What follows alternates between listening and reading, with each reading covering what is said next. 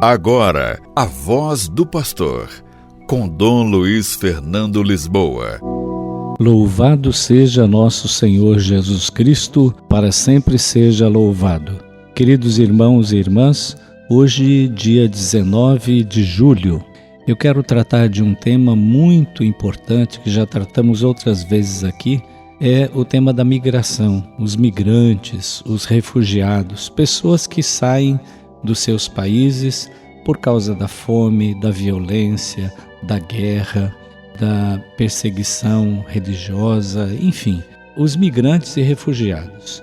Saiu um relatório da ONU que foi publicado no dia 5 de julho, que diz o seguinte, que a viagem em que os migrantes e refugiados embarcam através do Saara, o deserto do Saara, é mais mortal do que a travessia do Mediterrâneo, aquela travessia por mar, que a gente sabe que morre muita gente. Pelo Saara é pior. É uma das rotas migratórias mais perigosas do mundo. Acidentes, desidratação, fome e violência já causaram a morte brutal de mais de 1.000 pessoas no maior deserto quente do mundo nos últimos 3 anos. Só nesses últimos 3 anos, mais de 1.000 pessoas. Se o Mediterrâneo é um cemitério, o mar Mediterrâneo, o deserto é um calvário.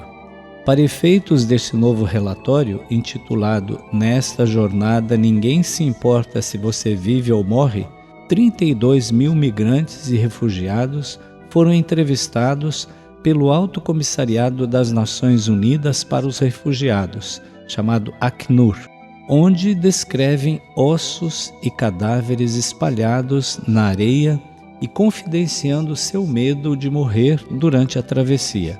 Vincent Cochetel, enviado especial da Acnur, do Alto Comissariado das Nações Unidas, para o Mediterrâneo Ocidental e Central, apresentou o relatório na sexta-feira, dia 5 de julho, lá em Genebra. Então foram feitas algumas perguntas para ele. Por que é que a travessia do Saara parece ser mais perigosa do que a travessia do Mediterrâneo? Ele responde: o primeiro perigo que os migrantes e refugiados nos falam diz respeito aos ataques de gangues criminosas e bandidos que os roubam, privando-os de todos os seus pertences. Para as mulheres, existe um risco maior de violência sexual nestas rotas. Depois existe a violência por parte dos contrabandistas ou traficantes que obrigam as pessoas a fazer um certo número de coisas no caminho. Não é a bela viagem que foi prometida, mas extorsões, trabalho forçado e, por vezes, exploração sexual.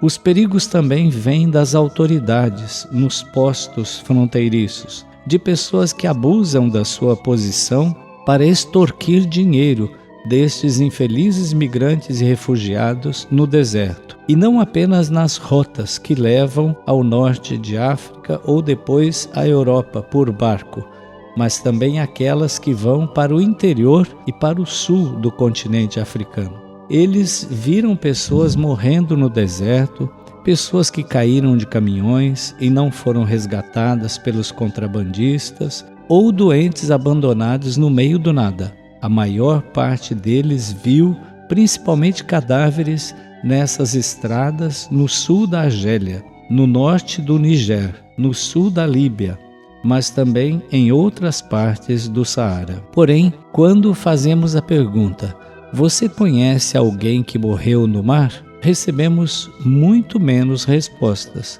Com base nesses relatos, acredita-se que haja muito mais mortes na terra firme do deserto do que propriamente no mar. Outra pergunta que lhe fizeram: como obter informações e atuar no deserto do Saara? Não é um buraco negro para as organizações não governamentais e as instituições internacionais? Ele responde: certamente, existem vários buracos negros como esses aos quais poucas pessoas ou ninguém tem acesso. Para as organizações internacionais é muito difícil ir até lá devido às condições geográficas extremas, mas também porque os estados não querem que as organizações humanitárias testemunhem esta violência silenciosa e secreta. Trata-se de um fenômeno que recebe pouca cobertura midiática, porque é menos visível do que um barco em perigo no mar Mediterrâneo.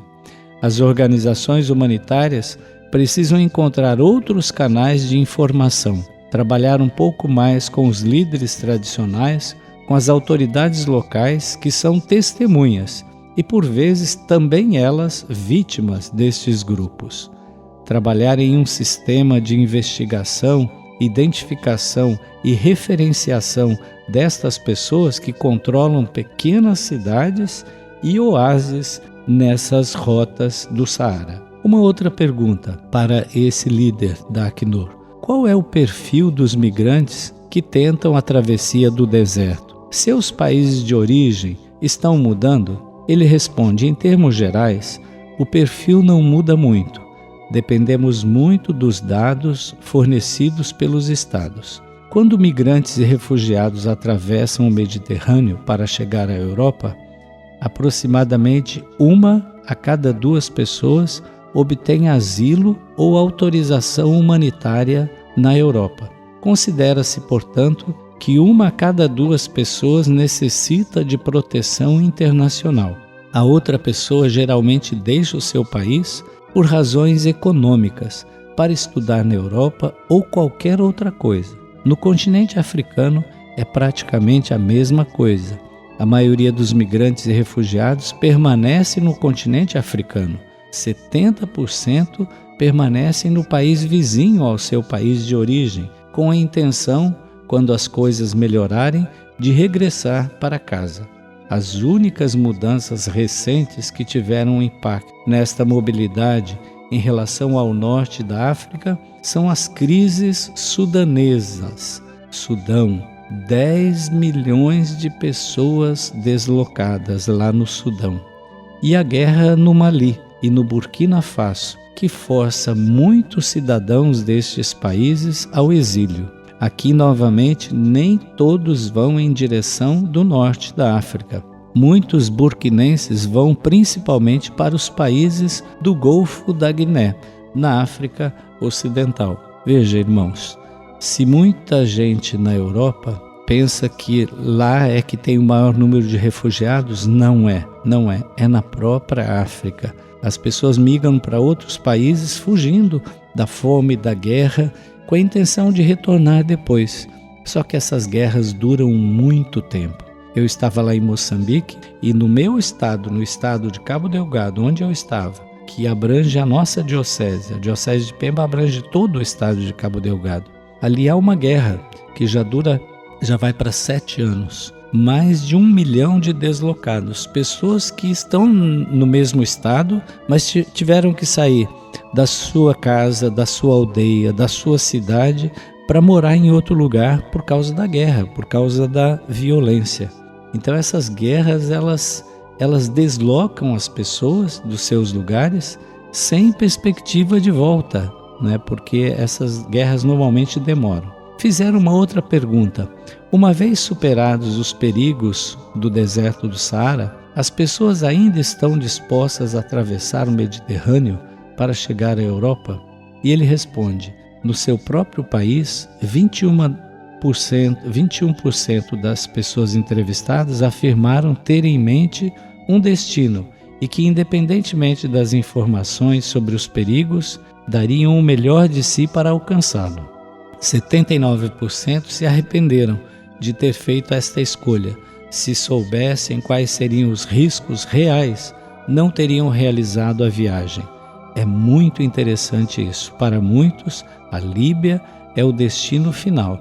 70% das pessoas chegaram ao seu destino final quando chegaram à Líbia. Mas veja, essa migração de pessoas de um lugar para o outro acontece no mundo inteiro. Nós sabemos que aqui no Brasil também. Quantos haitianos, quantos venezuelanos, quantas pessoas de outros países vizinhos migraram para cá. As pessoas saem não por aventura, mas por buscar vida. por fugir de guerra, por fugir da fome, fugir do desemprego. Então rezemos por todos os migrantes, por todas aquelas pessoas que são obrigadas a mudar, buscando melhores condições de vida. Todos nós, nas nossas famílias, temos migrantes nos nossos antepassados. Então respeitemos os migrantes de hoje, porque os nossos antepassados já foram migrantes um dia. O Senhor esteja convosco, Ele está no meio de nós. Abençoe-vos o Deus Todo-Misericordioso, o Pai e o Filho e o Espírito Santo. Amém.